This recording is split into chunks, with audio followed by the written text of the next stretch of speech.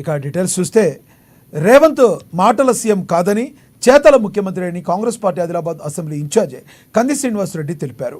ఎన్నడూ లేని విధంగా తెలంగాణకు భారీగా విదేశీ పెట్టుబడులు తీసుకొచ్చారని, అది ఆయన సర్కార్కే సాధ్యమైందని కొనియాడారు. అమెరికా పర్యటన ముగించుకుని స్వదేశానికి వచ్చిన ఆయనకు ఆదిలాబాద్ నియోజకవర్గం తరపున సాదర స్వాగతం పలుకుతున్నట్లు తెలిపారు. ఆదిలాబాద్ జిల్లా కేంద్రంలోని ప్రజాసేవ భవన్ క్యాంపు కార్యాలయంలో మంగళవారం ఏర్పాటు చేసిన మీడియా సమావేశంలో కంది శ్రీనివాసరెడ్డి మాట్లాడారు. అధికారంలోకి వచ్చిన 8 నెలల వ్యవధిలోనే 19 కంపెనీలతో ఒప్పందం చేసుకుని దాదాపుగా 73,000 కోట్ల రూపాయల పెట్టుబడులు తీసుకురావడం ఆషామాషి విషయం కాదన్నారు. ప్రజలకు మాట ఇస్తే తప్పని మనిషిగా, ఒక గొప్ప పరిపాలనాధ్యక్షుడిగా రేవంత్ రెడ్డి తనను తాను నిరూపించుకున్నారన్నారు. ఇప్పటికే ఎన్నికల సమయంలో ఇచ్చిన గ్యారంటీ హామీలను నెరవేర్చి ప్రజల ఆదరాభిమానులు చూరగొన్నారని, వారికి మరింత చేరువయ్యారని తెలిపారు. కేసీఆర్ హయాంలో ప్రజలకు ఒరిగిందేమీ లేదని దుయ్యబట్టారు. ఆయన కుమారుడు కేటీఆర్ మొక్కుబడిగా వెళ్లి ఫోటోలు దిగిరావడం తప్ప ఏనాడూ విదేశీ పెట్టుబడులు తీసుకురాలేదని, తెచ్చిన దాఖలాలు కూడా లేవని తెలిపారు. కానీ సీఎం రేవంత్ రెడ్డి తెలంగాణ రాష్ట్ర రూపురేఖలు మార్చేందుకు తీవ్రంగా కృషి చేస్తున్నారని తెలిపారు. రేపు అమెరికా నుండి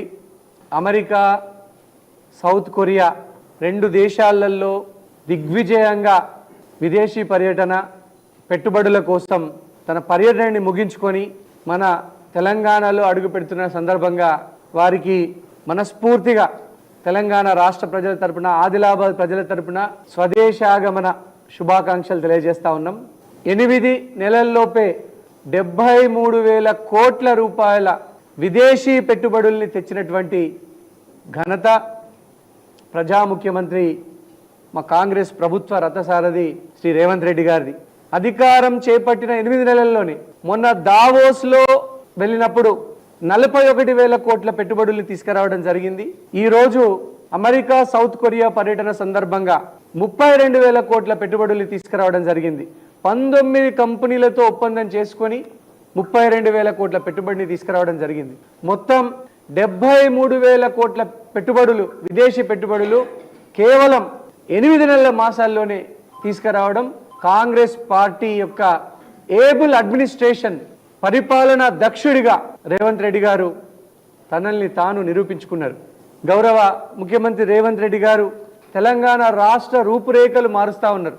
ఇంతకుముందు ఉన్నటువంటి ముఖ్యమంత్రి కేసీఆర్ ఏనాడు పెట్టుబడుల కోసం విదేశాలకు వెళ్ళలేదు, ఏనాడు కూడా ₹1 పెట్టుబడి తీసుకురావడానికి ప్రయత్నం చేయలేదు.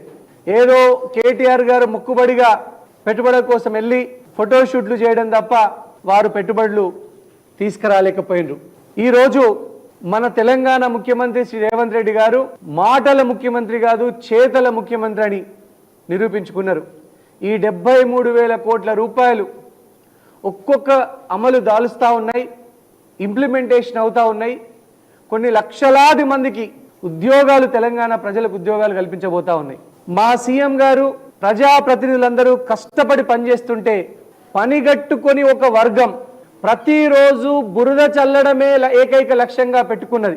తెలంగాణ రాష్ట్రంలో ఐటీ రంగం కానీ, ఫార్మా రంగం కానీ, ఆర్టిఫిషియల్ ఇంటెలిజెన్స్ కంపెనీలతో పాటు అనేక కంపెనీలు పెద్ద ఎత్తున ఇన్వెస్ట్మెంట్ చేస్తూ ఉంటే గత 8 నెలల్లో ఎన్నడూ లేని విధంగా పెట్టుబడులు తెలంగాణకు వస్తూ ఉంటే, తెలంగాణను అభివృద్ధి చేయాలన్నటువంటి ముఖ్యమంత్రి గారి పట్టుదల వల్ల, ఈ పర్యటన వల్లనే ఇంత గొప్పగా పెట్టుబడులు తెలంగాణ రాష్ట్రానికి వస్తున్నాయి.